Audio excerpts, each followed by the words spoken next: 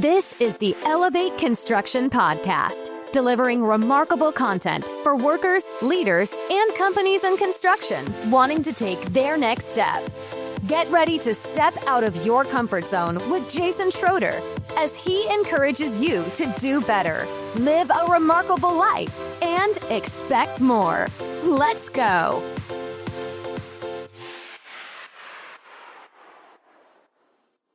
Welcome to the Elevate Construction Podcast. This is Reno, the producer, and this is the third of 9 podcast episodes recorded in 2017 after implementing Lean on a project. You will hear the voices of Jake Smalley and Jason Schroeder as they reflect on the successes and failures of their experiment. Enjoy. Hello, everybody. This is Jason Schroeder, and This is Jake Smalley. here again talking about, podcast number 2. Actually, I think it's the third one, but anyway, what we're going to talk about is incentive and survival. So this one will be a quick one. We want to make sure that we don't lose anybody's attention. Where I got incentive and survival was when I was studying about government and capitalism. And so it doesn't matter if somebody likes capitalism or not. This is just where I got the terms from, is that in a capitalistic society, you have incentive and survival. So if you work hard, then you have incentives, you make money, and you can make more money, and you can actually go be rich. That's incentive. There's an actual incentive to work hard. But in a purely capitalistic society, and I'm not advocating this, I'm just saying in a purely capitalistic society, unless you're accounting for charitable organizations, churches, or people to help people, there's also a survival aspect, meaning that people have to work in order to survive, in order to eat food. So the motivation on both ends of the spectrum for people in a society to work is the incentive to make more money, and then also the survival aspect of it, which is they have to eat food. And like I said, forget about all the dislikes, likes, whatever the case may be. That's where I got the terminology from. On the job site, what I found in the past, and Jake, you chime in and interrupt me whenever you want, but I found that I see a lot of lean jobs trying to go do great things and incentivize people, and incentives just don't work in that scenario. What happens is about 30% of the workforce, because of the incentives, will go do great things, and then there's still what's 30 minus the other 70. The other 70% is still stuck in a bad attitude, not committed, never going to get it, whatever. They're still stuck down in mediocre, down in the bottom level. And that's why some lean sites, they're like, yeah, we're doing all these great things, but it's still dirty, it's still gross. People still don't make commitments. And the realization that we had is that there's no bar for survival. Yeah, sure, you've raised the bar with lean, but there's no bar for survival. So I agree. But one of the big deals is I think what you're getting at, Jason, it's okay to incentivize, but if you're not going to hold everyone accountable, it doesn't matter. So pretty much you have a job site. We already talked about the 30-70 rule that we kind of think, yeah, you'll get 30% of guys to follow the rules, do all that stuff. But unless you get everyone involved, and you get, in my opinion, you should be shooting more for 85 to 90%. Yeah. Because you're always going to have those one-off guys that just won't buy into it, won't want to participate. They're just jerks. They don't want to. But if you can hold people accountable and show people that you're going to treat people fair, and that's what people want. They want to be fair. So they want to be treated fair. The thing about the whole 30% deal, if you just give gift cards out, buy them lunches, whatever you call it, and everyone else is going to get rewarded anyway. I mean, you say, oh yeah, we had a safety lunch because 30% were doing a good job, but we still had accidents. We weren't holding anybody accountable. Absolutely. Reward where it's earned. And make everybody perform at the same level. Exactly. One of the things, and so you need to talk about this, please, Jake, is that you set an example of showing equality. The one point I want to just say really loud is that we treat everyone equally, and Jake's going to talk about that. The bottom line is, if everyone is equal, if everyone has the equal opportunity, and if the craft is a respected trade, which they are here, they can follow the rules. Anybody that says, I forgot my glasses, oh, I didn't do that, hey, this is hard, there's a lot, are saying, I think the craft are not good enough to follow the rules, which they're saying, oh yeah, you Jake, you Jason, you guys, you're smart, so you can follow the rules. We're just craft. We're not going to follow the rules. Jake and I get in those morning meetings. We're like, no. We are all equal. I can follow the rules. Jake can follow the rules. You can follow the rules. I do not want to see you coming across this fence without your glasses. I mean, end of story. Because there is no difference. We all are respected traits. We're all a part of this project. And so we have to truly believe in that equality. So I'll shoot a challenge out to everybody. Go ahead. Start sending people home for not having safety glasses without giving them warnings, because we did that. And guess what? People wore their safety glasses. Do we still send guys home every once in a while for not having their safety glasses on or doing something? Of course we do. But we set the tone and set the standard, and we announced it to everybody. Hey guys, anyone caught without your safety glasses on is going home. Now, some people listening to this probably, oh, that's a little too harsh. No, if you want this to happen, you have to toe the line. You have to establish the standard work or standard practices that you guys are going to do with safety, with quality, with rules, with all that kind of stuff. And draw the line in the sand and say, nobody's going to go any farther past these rules. So zero tolerance policy. And sometimes people have said in meetings, hey, isn't that a little rough? Like, gosh, aren't you guys taking this a little bit out of control? And then what we'll say is, look, I know 4 guys with messed up eyes. It's my job to send you home safely. And you're smart enough to do the right thing. So no, it's not harsh. And they say, well, isn't shutting the crew down a little bit extreme? No.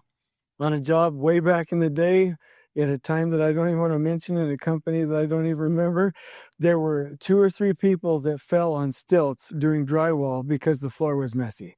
Not going to do that again. It's my job to send you home safely.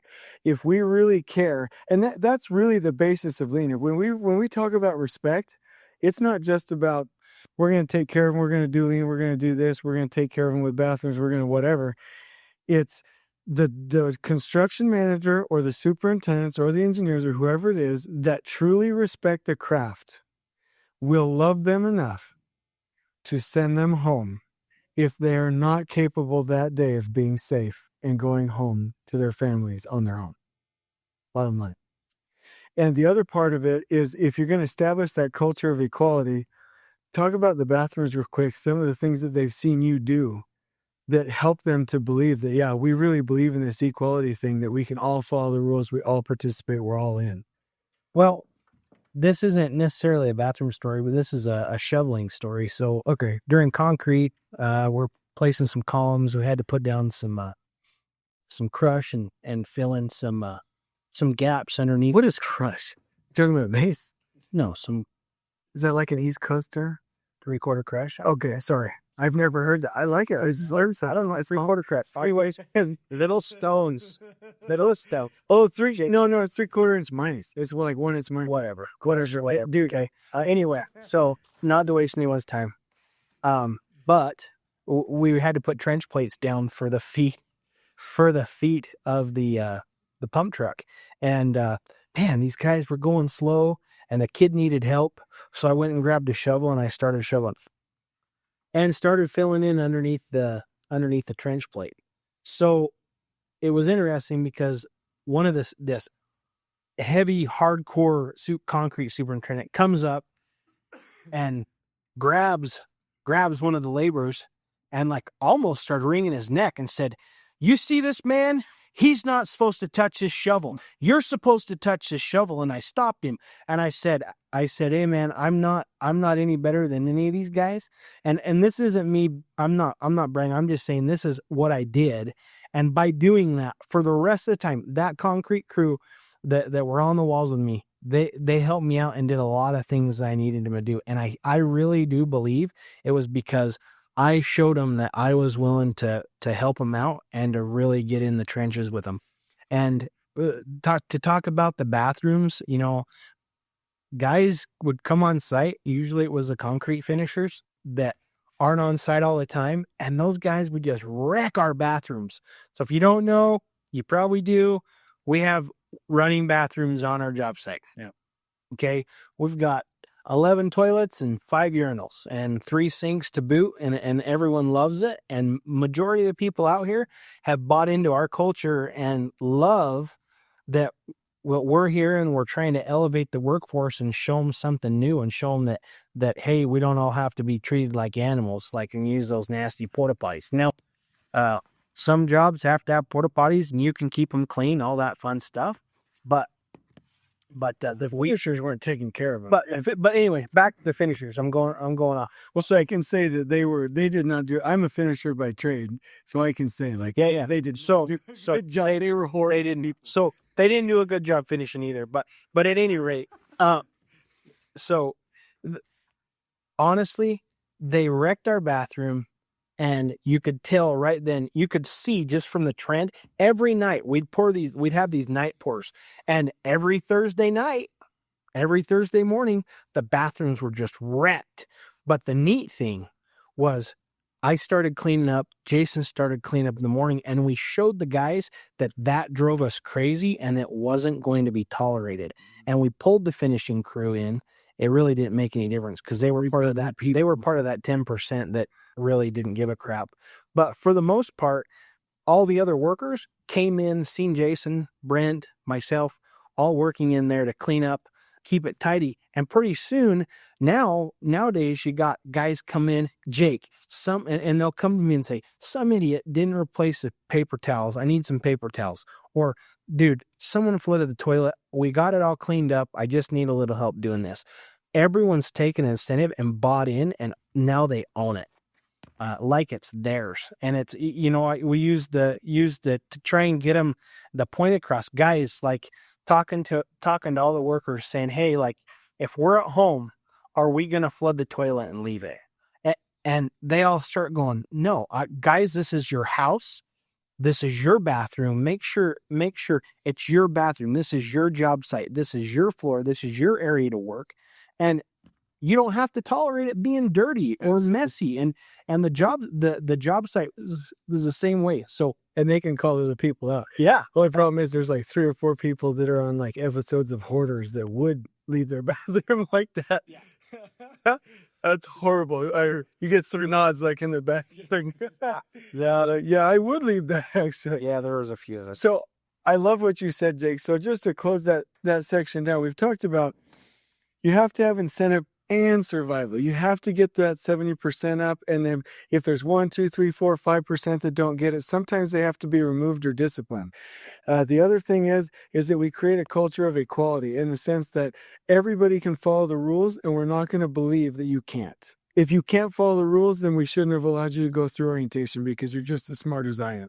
And not only does Jake, Jason, the rest of the guys follow all the rules, and everybody's forced to the same zero tolerance policy, they have to see the leadership out there picking up trash, cleaning bathrooms, setting the example, being with the guys, and showing that we believe that they matter and that we're equal. And I'm going to ruffle some feathers with this. I hope I don't get fired. But if you want to see a good project manager, a good superintendent, a good team, you can identify them by the staff that are willing to clean the bathrooms. End of story. In one of the books from Patrick Lencioni, he says the ideal player is humble, hungry, and smart. Humble isn't acting humble. It's, are you willing to do anything for this team? And the bottom line is, if you're not willing to clean the bathroom, in my opinion, then you're not all in. You're not all in with being humble. But do I say, am I going to get fired for that? I don't think so. Okay, well, let's just keep going.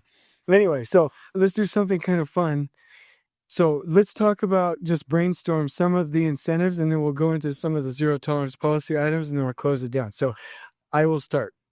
One of the things that we did was the bathrooms, to say, look, these are great facilities. It's hot in the summer. It's cold in the winter. And these are very nicely kept. That was one incentive for people acting in a lead way. You go next. What's one that comes to your mind? Well, before we go, I just want, if you haven't listened to the introduction, Jason and I talked about how we started and how it was bought. Make sure that you guys are paying attention to that, because how incentives, your PM's going to kill you if you go and try and try and spend a bunch of money on incentives. Always an airport. If you haven't bought into it, one of the big deals is we talk about in the introduction. Just as a little recap, is the whole team has to be bought in. And our whole team was on this project from the beginning. We all knew that we were gonna. What did you just talk about? Sorry. The bathrooms. We all talked about bathrooms. So one of the other things. So barbecues, right? So we barbecued every single month. Sometimes before we got 300 guys on site, I mean, I'd have it catered and it was really good. Other times, I mean, there's times where I cooked carne asada, Lourdes, and a couple of You didn't guys. cook Lourdes. She helped you. No, I didn't cook Lourdes. Lourdes helped me cook. That's like Mama Bear. She's like the Mama Bear FOC of the world. She's wonderful. She's awesome. So she, her and I and a few other people we barbecued several times, and it did take. But that's the other thing. You have to. What Jason talked about being humble, and I have never been told thank you and seen so much appreciation by handing guys a freaking hot dog. Yeah. That you cooked yourself. That I cooked for them. I'm out there and or eggs. I think whatever. We cooked egg. Jason did great. Jason and I, we cooked breakfast for the foreman a couple times. We didn't tell him we were doing it. We just showed up. Him and I talked. Dude, go get some sausage and bacon. Get some eggs. I'll bring the pancake mix, our fry pan, all that kind of stuff, and we're good. And these guys walk in and they're like, "What are you doing?" Like no one does. You have to do stuff. So I can't remember where I heard this, but it's all about. So it's a quote. I'm gonna see if I get it right. So you have to be willing to do something today that other people aren't, so you can be better tomorrow. So yeah, I like that. You have to do things. Surprise the guys. Make it. I mean, little incentives. I mean, you can buy guys donuts, but these guys really deserve it. Now, Jason and I weren't like, "Hey, let's just do a barbecue." We'd planned on for it, and we made the guys hold the line. I mean, it wasn't just like, "Oh, here, everybody do it." You're not all going to buy on. You're not going to keep the floors clean, but we're still going to feed you. And we pamper your butts. Like, keep it clean. We'll have exactly, and that's the deal. With I'm sorry to interrupt, but you had games. You had surveys that you gave to the craft asking what we could do better. You had sometimes the raffles. There's all kinds of just great stuff that go. And we do have to move on to the next one. So go ahead and finish up this one. So, but Jason just touched on something I wanted to point out. So one of the other real important things that you'll get to the craft, or you got to get in their hearts. I don't know if I'm. Well, no, that's podcast number 4. So damn. Well, here.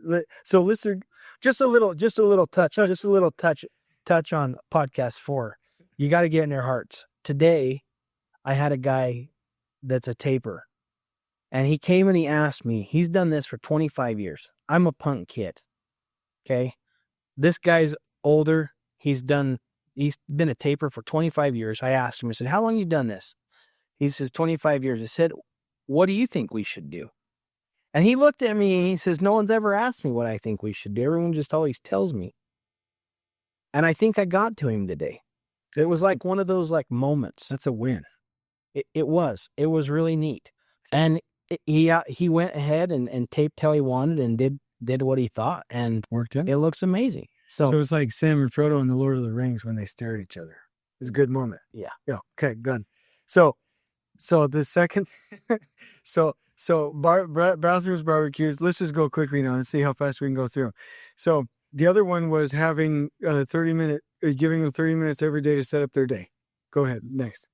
crab legs. So we do for crews that would meet particularly crazy deadlines for safely. We took them out to the casino. I mean, this wasn't like, this was a special thing. Like these guys made deadlines, finished concrete like to the day, on time, on schedule. Like it was.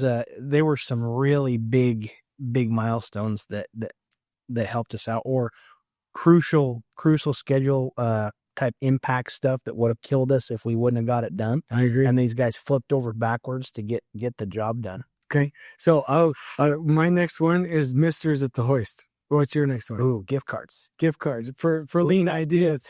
Ooh, and I just want to tell you something. So Paul Akers is wonderful. Love that guy. So people do not need to be paid to make the improvements. They do need the gift card to make the video.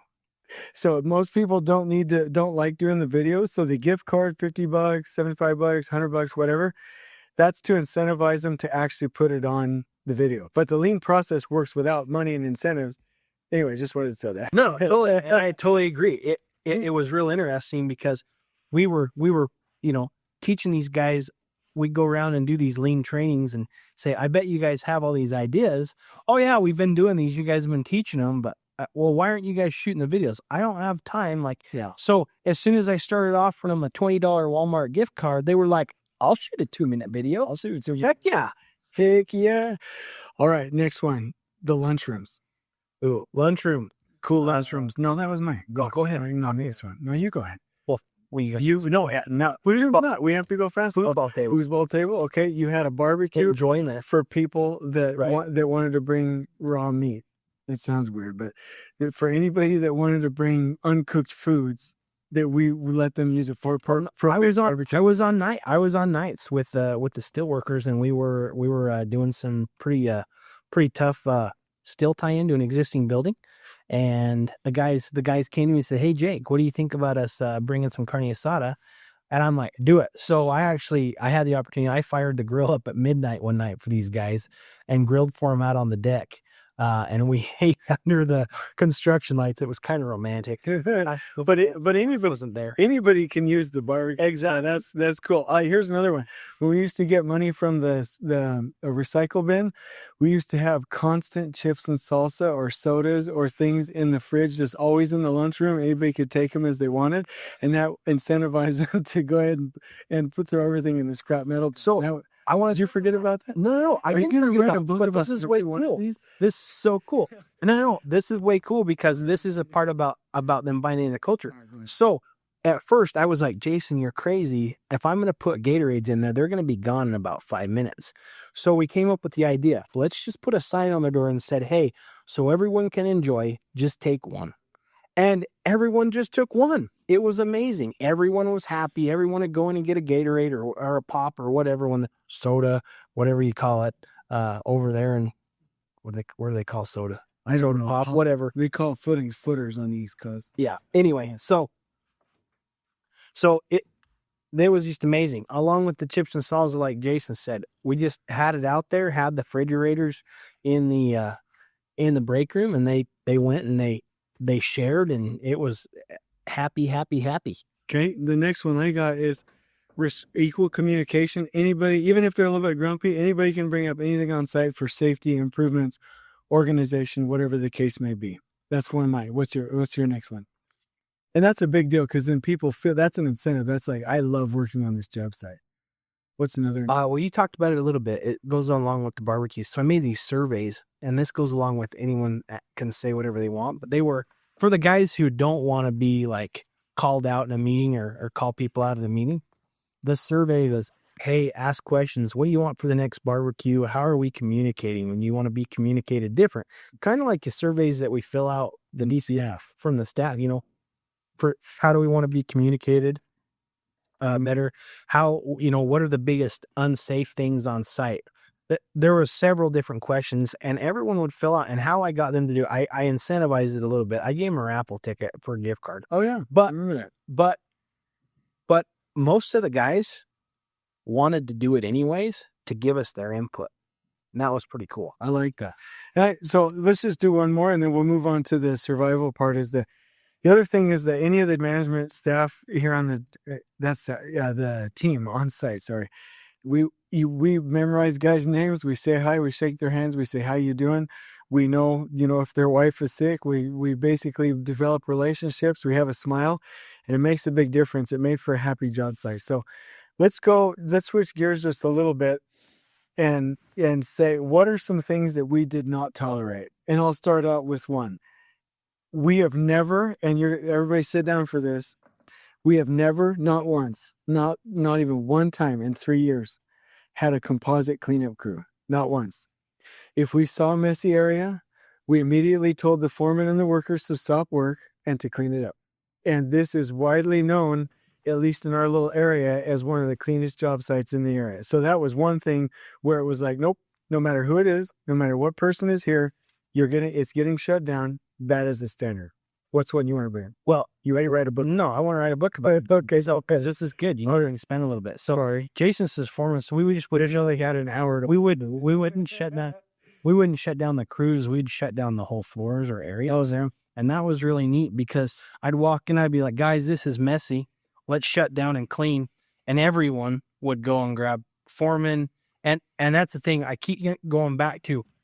At first, it was like you had the journeyman kind of like looking at you like, you want me to, no, well, I'll go get one of the laborers. And so again, get in the trenches. I can't say that enough. Superintendents, you got to get in the trenches. You're not going to have to get in the trenches all the time, but there's those opportune times, and you have to seize the day, I guess, if you want to go. I don't know what that's from. Yeah, but if you get to that, then and you go, dang it, Jason, hold on. I know. Hold on, I'm writing excited. This is a book. I ain't with you. So this is a book. I'm writing it. Calm down. So, but at any rate, you have to. I went up, grabbed a broom, and all of a sudden it was like these journeymen weren't gonna like not sweep, because here I am sweeping up there, and I'm not better than anyone, and just showing them that, I guess, if any point at all is we're all equal. I can sweep, I can pick up trash, Jason can pick up trash.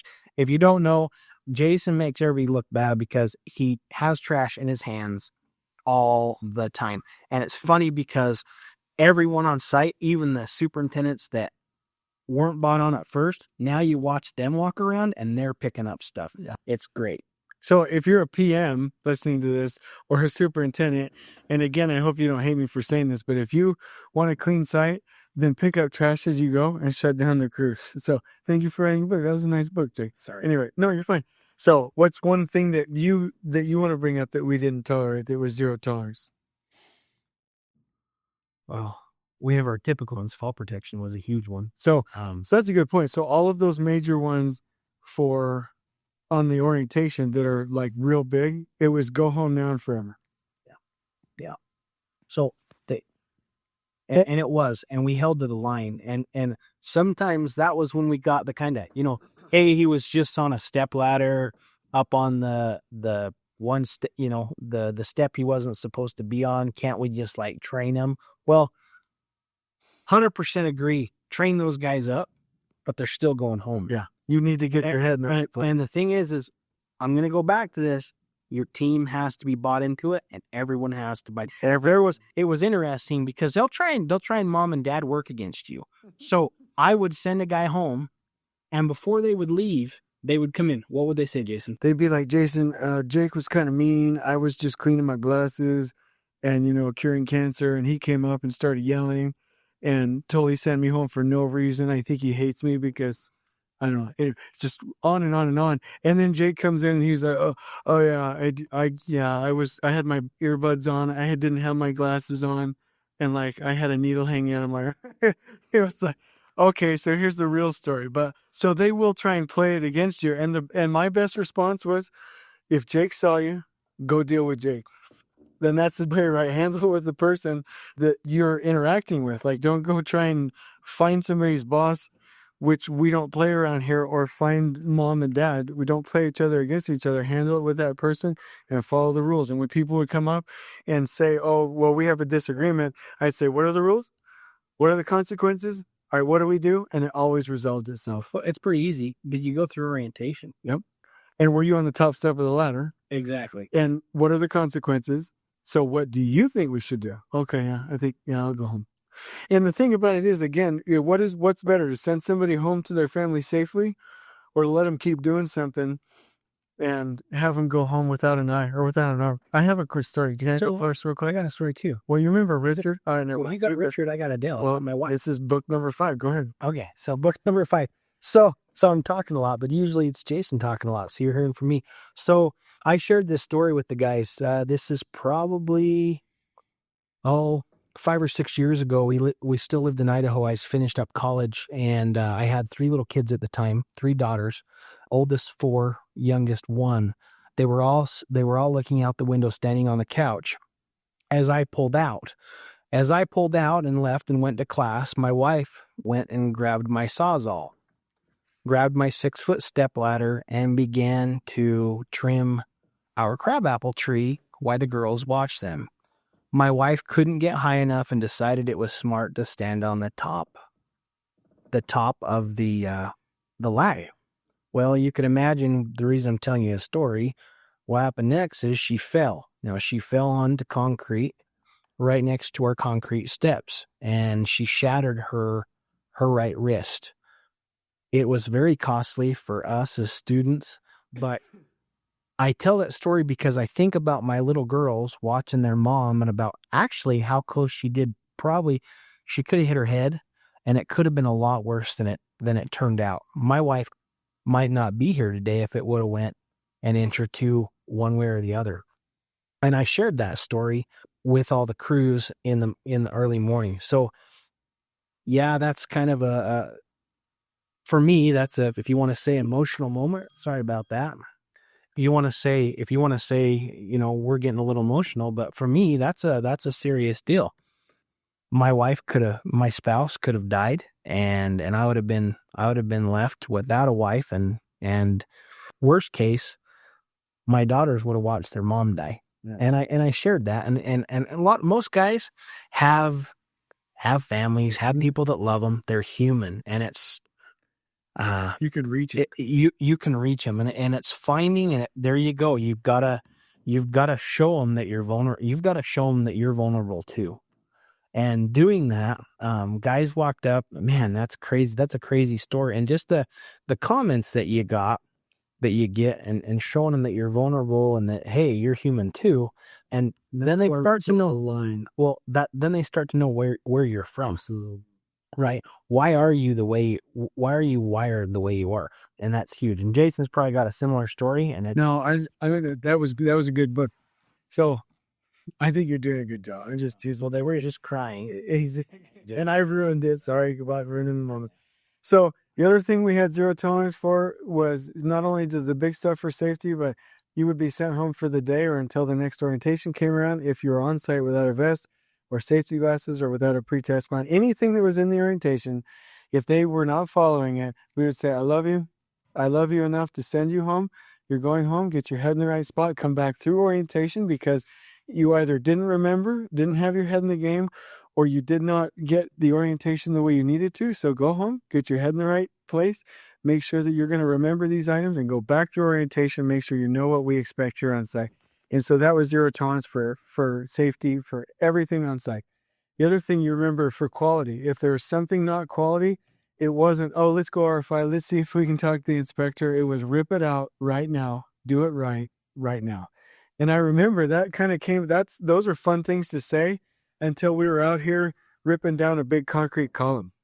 Because there was a column that blew out and the concrete guys were like, hey, can we talk to the inspector or the architect? And it was like, nope, we're quality right from the start, tear it down. And that was a hard deal. And Jake, you followed that with flaming on the inside. It was uncomfortable. It was uncomfortable, but it was anyone sees quality stuff on site. You stop the crew, retrain the crew, tear out the work, and start over. Oh, but we have to be done. I don't care. Fix it. We need to fix it now. So really good stuff. And I'll just mention like a couple of things. We had zero tolerance at the hoist. We had a hoist operator that was our guardian, wouldn't let things in on pallets without having a marked, without a designated spot, without having material inspections. The other thing is with deliveries. We have a postage stamp site. We cannot accept unscheduled deliveries. So if a delivery came without a flagger, without the driver calling, and without having it scheduled, we just sent the truck back. And they'd always give you this story, and they'd be like, oh man, I got 5 other loads. I got to be back in Wisconsin, or we need this material. Can I just do it? Nope. You are going back to wherever you came from. And when you call and schedule it and have a flagger ready, you can come back to the site. And that stopped real quick. Yeah. The best ones was when they would call and say, "Whoa, yeah, but it's coming FedEx and they have like a 4-hour window." No, sorry, I had them deliver yesterday right on time, so that doesn't quite work out for me. And hold on line, it's not easy, but I'll tell you what, I'm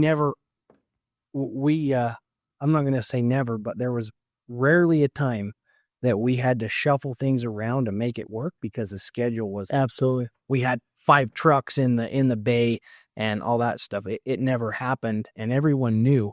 That's the other thing is it was a standard, and we laid it out to all the superintendents on site. They all bought in, and then they start holding each other accountable. If it's their forklift time or their hoist time or their elevator time or whatever it may be, they held, and they worked together too. Like if one sub would take For small stuff. if one guy needed to work something in, they'd all work. Everyone's, human to people, but for the most part, if it was your time, it's your time. It's your time to get out. And there has to be a why. So we'll do 2 quick things and then close this podcast down. And I want to touch on what Jake said, which was a great point, is you have to explain the why. So if you're going to turn people around, they're all at the meeting the next day, kind of grumpy, like, you turn the delivery away, blah, blah, blah. And then you explain to them, okay, if your delivery comes in and the electrician's behind you, what happens to them? Well, they have to wait. How many people are waiting? Okay, 5 guys. How much do they cost an hour? Okay, $50 an hour. How much money is that an hour? Okay, it's whatever, 300. I can't do math that quick, but 250, 350, whatever. It's a couple $100. Okay, so if you aren't scheduled, it's the exact same thing as if you went over to the electrician's pocket, grabbed his wallet, took $300 cash, and walked away. That's exactly what it is. It isn't, oh, I just want to fit it in. And then when they look at it like that, they're like, oh, okay, I got you. I know now why you're so hard on it. And then back to safety. Here's a great trick that any superintendent can do. What you do is you get everybody in the morning huddle or in the safety meeting, and you have everybody stand in a circle, and you say, everyone put your phones down on the concrete in front of you. And you're like, oh, hey, you want me to put my phone down? No. Literally, everybody set your phone down in front of you right now. And so it takes a couple of minutes. Everybody gets their devices, and I say, all right, everybody close your eyes right now. And we say, imagine your wife and your daughter or your son calls, and there's no one on the other end to answer that phone. So, and here's what we did to make this more lifelike. Jason, we actually pre-planned, and Jason had me call his phone. Yeah. From my pocket, and but you don't answer. Yeah. And they get a little visual, like, what if my daughter called me and there's no one to pick up dad's phone? What does that mean for her now? What does that mean for your wife? And it's a way to explain to them how serious it is. And then they say, okay, I get why there's a 0 tolerance policy. It's about families. So in conclusion, there's a really good book called The Art of War by Sun Tzu, Master Sun. I would recommend that book and the 33 Strategies of War for any superintendent. They're like superintendent field manuals. In there, he says, you have to treat your army, and it's a war book, so they're talking about army, with kindness, but you also have to maintain discipline in the ranks, and you cannot treat them like your own children. Now, he puts it differently in the book, but basically, the bottom line is that on site, you have to have the kindness, but you also have to have people know that you mean business and that there is a bar for survival and that there are expectations out here that people have to follow or else they get to go home. And that is not mean. That is truly how to respect somebody, because I would say the person or superintendent or PM that walks by somebody and could have saved a life that day and lets them go get hurt does not really respect them. The superintendent or PM or whoever that will stop and say, you need to go home and get your mind straight, is the one that is really going to send them home safely, is really going to make sure daddy comes home or mama, and is really going to make sure that those kids still have parents. And so that's really the bottom line. Now it's a safety example, but everything we've done is incentive and survival. And I want to leave you with a quote. Do you have anything? So the quote I want to leave you with is that the success of any organization is determined by the worst behavior the leader is willing to tolerate. So think to yourselves, what is the worst behavior you're willing to tolerate, and where is that bar? Please join us next time in elevating the entire construction experience for workers, leaders, and companies coast to coast. If you're enjoying the show, please feel free to share with your construction colleagues and help us spread the word by rating, subscribing, and leaving a review on your preferred podcast listening platform. We really appreciate it. We'll catch you next time on the Elevate Construction Podcast.